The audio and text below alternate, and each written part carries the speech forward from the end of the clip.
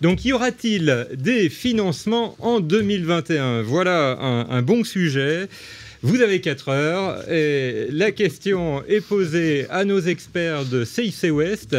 J'accueille sur le plateau Franck Descott, directeur de marché des entreprises, CIC Ouest.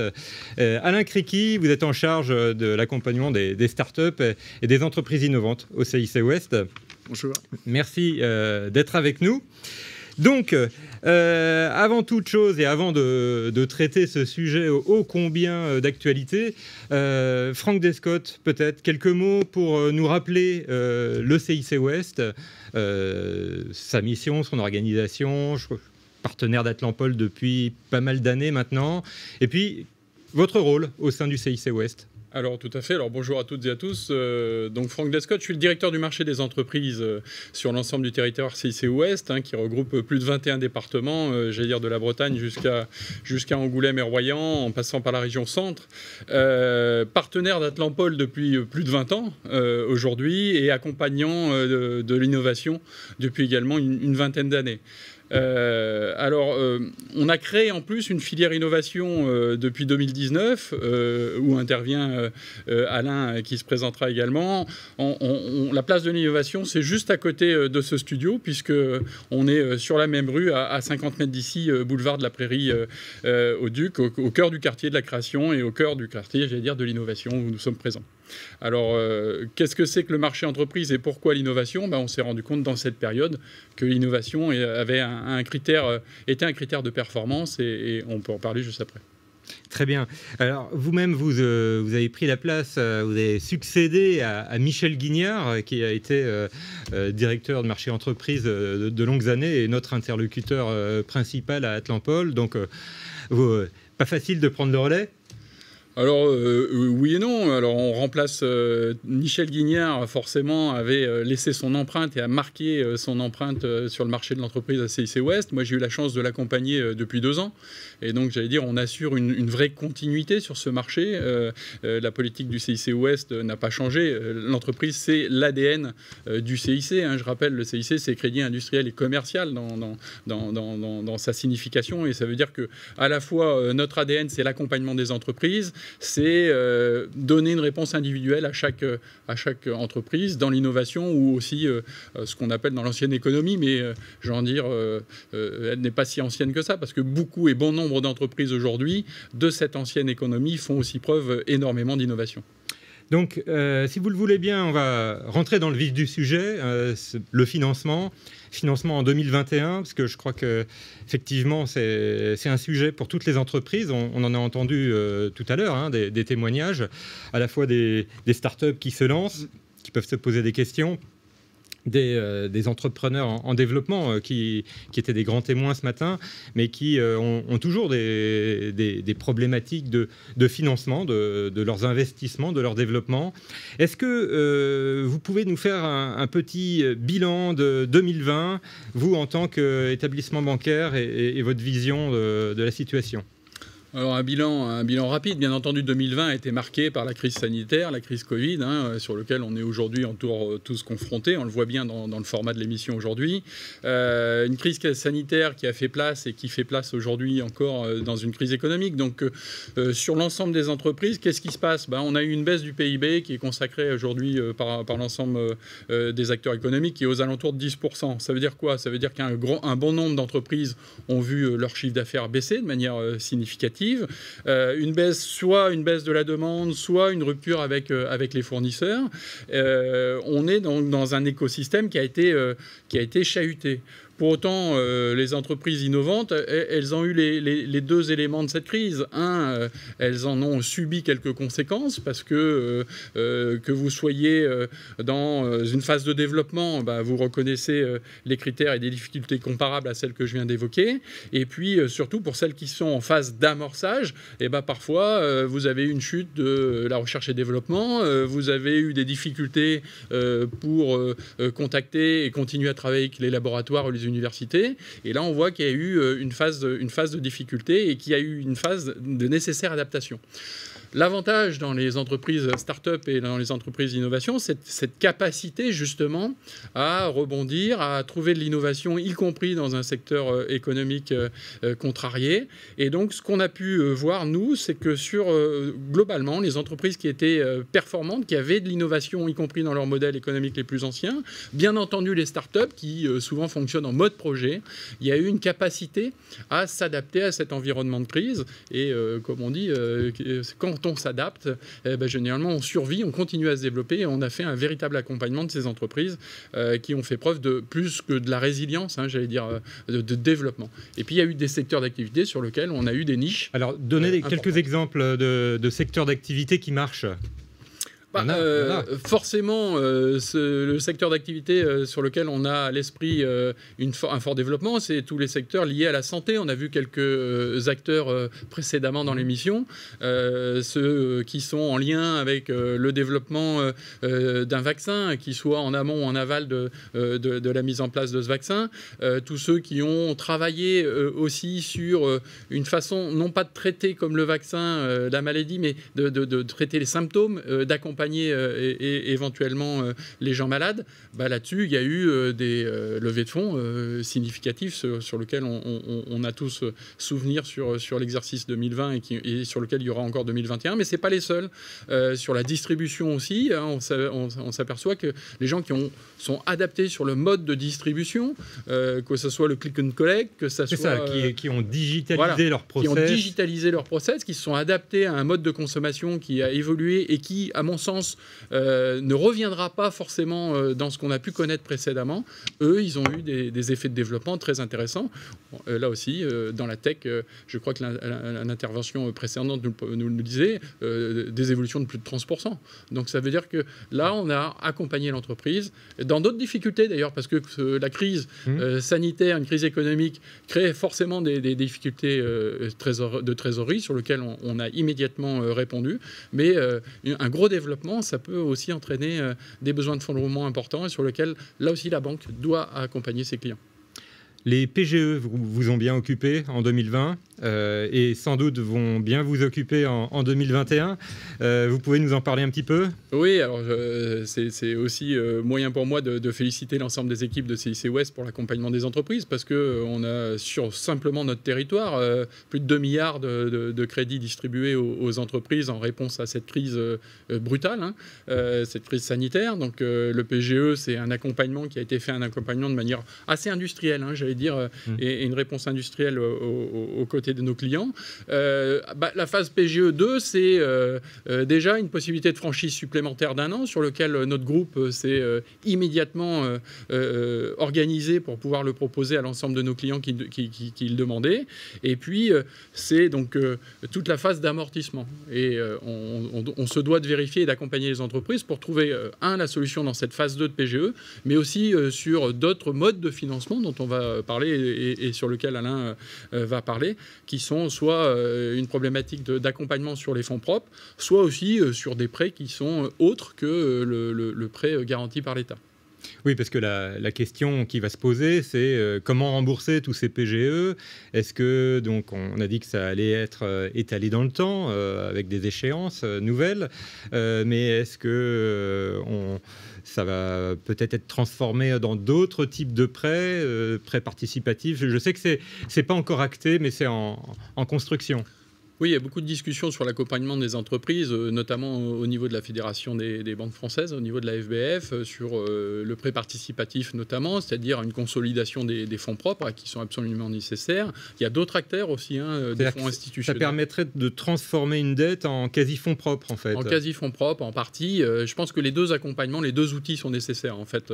Dans une crise, il n'y a pas un modèle unique de réponse.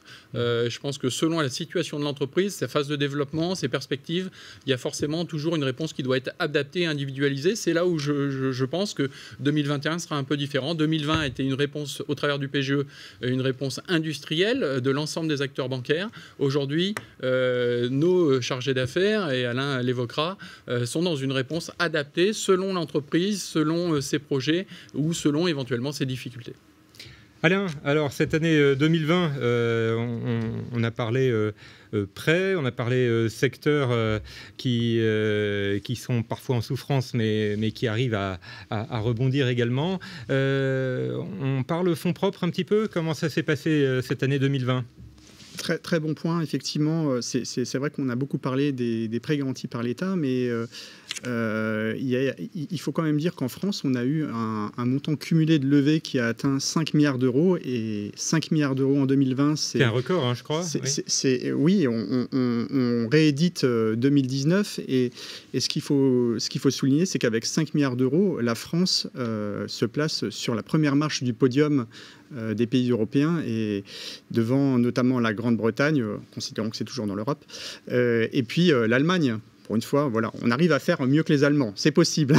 Et, comment expliquez-vous qu'il y ait autant de levées de fonds ? C'est la French Tech au niveau national aussi mesure qu'en 2020, ils ont explosé les compteurs. Bon, il y a beaucoup d'entreprises du numérique aussi qui ont le vent en poupe, qui ont profité de cette année 2020 pour lever des fonds.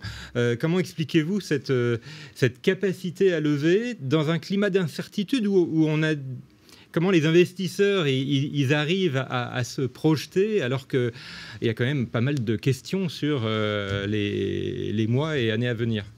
C'est vrai qu'il y a des incertitudes, mais c'est vrai que quand on voit une entreprise comme Voodoo, qui est un éditeur de jeux vidéo sur smartphone, qui lève 400 millions d'euros avec l'entrée du chinois Tencent au capital, là on a une nouvelle licorne française, c'est vrai que ça pose question. En fait, ce qu'il faut dire, c'est qu'il y avait déjà des mouvements de mutation profonds qui étaient déjà à l'œuvre avant de l'arrivée de la crise, et on les connaît tous, hein. C'est le développement des outils numériques, c'est le développement des objets connectés, c'est le fait que la société est en attente de moyens de consommer et de produire de façon décarbonée. Et puis finalement, cette crise, elle vient accélérer la fabrique aux idées, elle vient la stimuler. Et on peut se dire, on peut espérer que, vu le niveau d'épargne record actuellement en France, hein, on parle beaucoup de dettes en France, mais il faut aussi savoir que le niveau d'épargne est de plus de 5 000 milliards d'euros. On peut espérer qu'une partie de ces fonds soit fléchée sur des projets innovants. Donc on se dit que cette dynamique, elle était déjà présente et elle va s'amplifier. Voilà. Alors d'une part, effectivement, il y a de l'épargne, il y a des réserves qui existent, tant mieux. Mais d'un autre côté, les entreprises, d'une manière générale, sont endettées. Et les ratios d'endettement sur fonds propres se dégradent majoritairement. Est-ce que ça peut avoir des conséquences néfastes sur la capacité à emprunter demain, et notamment, est-ce que ça a un impact sur les notations Banque de France ? Alors effectivement, c'est vrai que la cotation Banque de France est toujours scrutée par les créanciers des entreprises et leurs partenaires potentiels.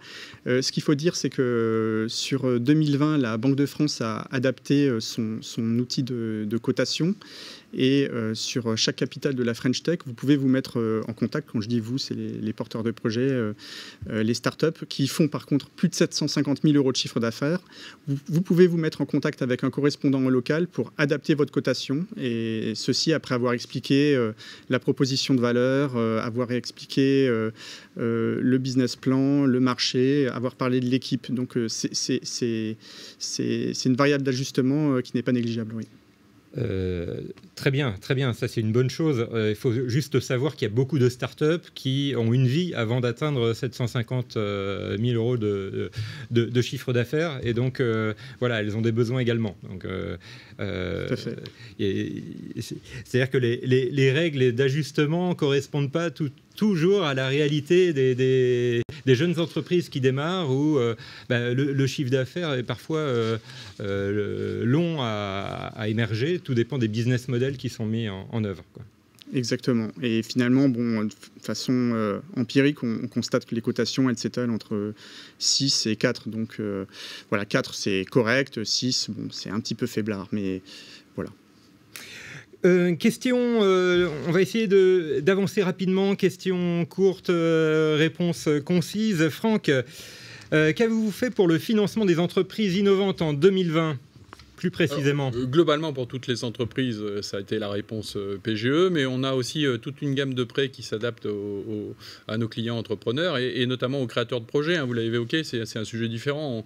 Quand on crée une entreprise, on n'a pas tout de suite de chiffre d'affaires. On est dans une phase d'études, on est dans une phase de développement des process, on est dans une phase d'innovation pure. Et donc, on n'a pas forcément ni chiffre d'affaires, donc ni flux en face, ni cette problématique de cotation. J'allais dire, elle est pas réelle.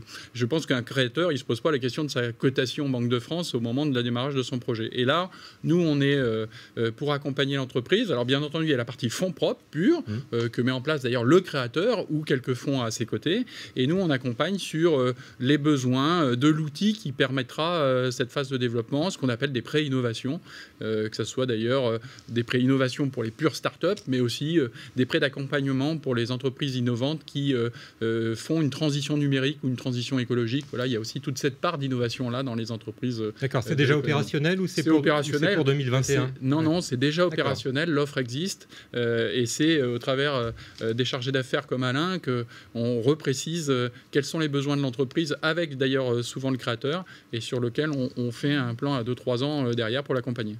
Alain, quelles sont les entreprises innovantes que vous financez? Et puis, petite question aussi, comment vous arrivez à apprécier la validité, la qualité d'un projet innovant, parfois très complexe, hein. On a vu des projets tout à l'heure autour de la blockchain, on a des projets dans la biotech. Vous investissez, vous accompagnez les entreprises innovantes. Comment vous arrivez à avoir toutes les compétences pour apprécier toutes ces subtilités, tous ces marchés complexes? Alors j'ai une petite baguette magique, non plus sérieusement.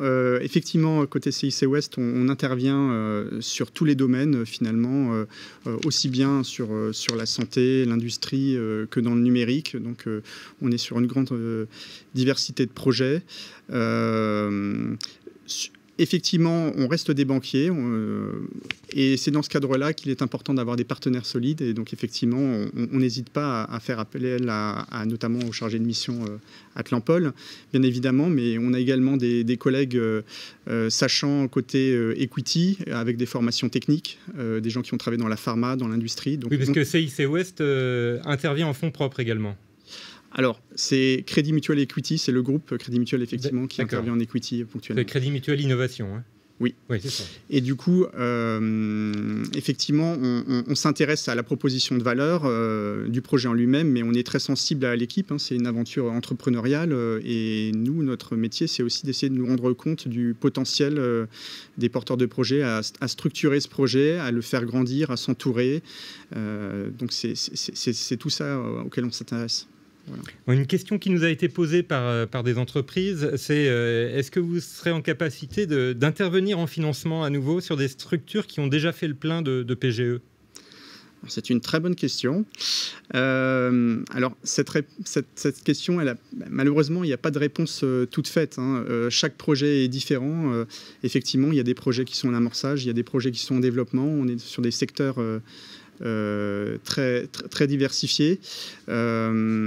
Au-delà de ce constat, après, effectivement, on reste sensible à certains points de repère qui ont pu être mis à mal. Hein. Effectivement, Franck en a parlé avec la crise et la mise en place des PGE. On a agi dans l'urgence. Hein. Quand il y a le feu, il faut l'éteindre. Après, quand il faut se développer, on reste vigilant, effectivement, au niveau de fonds propres qui peut, le cas échéant, demander à être renforcé par des bridges. On est vigilant au niveau de l'endettement par rapport aux fonds propres. Et puis, la trésorerie, hein, c'est clé. Et la trésorerie d'avance par rapport au cash burn d'une entreprise, on regarde ça également de près, tout comme le fait BPI France, finalement, qui est un acteur majeur également. Vous travaillez main dans la main, j'imagine. On travaille régulièrement. Pas mal de dossiers. Tout à fait. Très bien. Pour conclure, donc là, je m'adresse à tous les deux, Franck et Alain. Si vous aviez une phrase pour résumer cette interview, et puis également un message à passer aux entrepreneurs. Alors, si je peux répondre en premier, c'est plutôt un message positif. Je pense que dans toute crise, il y a des opportunités, oui. Il y a des opportunités fortes et réelles. On le voit, il y a toute une phase de l'économie dans l'innovation qui crée de la valeur. et cette création de valeur, elle peut être immédiate. À ce moment-là, il y a des problématiques de financement sur lesquelles nous, en tant que banquier, on doit y répondre. Elle peut être un peu plus dans le temps, un peu plus étalée dans le temps, mais sur lequel, là, on aura d'autres réponses. Je veux dire, aujourd'hui, il y a du financement, il y a des capacités à la fois sur le haut de bilan, sur les fonds propres, vous en avez parlé, avec un niveau de liquidité sur les marchés financiers qui est très élevé et qui permet de faire intervenir un bon nombre d'acteurs. Et on a nos outils, vous avez parlé de crédit mutuel, d'innovation, mais on a aussi d'autres outils de fonds qui interviennent sur les hauts de bilan des entreprises. Vous avez les quasi-fonds propres, c'est vous-même qui en avez parlé, avec un système d'obligations convertibles. Et on a le financement traditionnel sur lequel s'appuie alors la capacité d'autofinancement de l'entreprise. Alors d'une manière traditionnelle, la grille de lecture est assez simple sur une industrie ou sur une entreprise de l'économie classique. C'est pour ça aussi qu'on a créé une filière innovation, parce qu'une grille de lecture sur la partie start-up et entreprise innovante, elle est forcément un peu différente. Et il faut cette capacité à analyser un dossier de manière très différente. Donc on est très optimiste. Nous, on regarde, bien entendu, on est très attentif aux secteurs dits vulnérables, mais même dans ces secteurs vulnérables, on s'aperçoit qu'il y a des entreprises qui, au travers de l'innovation, arrivent à trouver un créneau, arrivent à trouver des éléments qui sont des éléments de création de valeur et sur lesquels on sera, bien entendu, les premiers à les accompagner. Très bien, merci pour ces messages positifs. On compte sur vous. Les entrepreneurs comptent sur vous. Donc CIC West, partenaire des entreprises innovantes à Atlampol, et puis partenaire de, je crois, c'est une entreprise sur 3 dans la région qui est chez vous. Donc vous êtes vraiment hyper présent, et je sais que vous êtes là tout l'après-midi à la disposition des participants du Forum d'Atlampol. Alors là, vous avez mobilisé vos équipes. Ils sont à disposition des porteurs de projets, tous ceux qui veulent faire connaissance avec vous, ceux qui ont des cas particuliers à vous présenter. Vous allez sur la plateforme, sur la partie partenaire, et sur la partie partenaire, vous avez accès à toute la grille de rendez-vous pour cet après-midi. Profitez-en, c'est encore ouvert.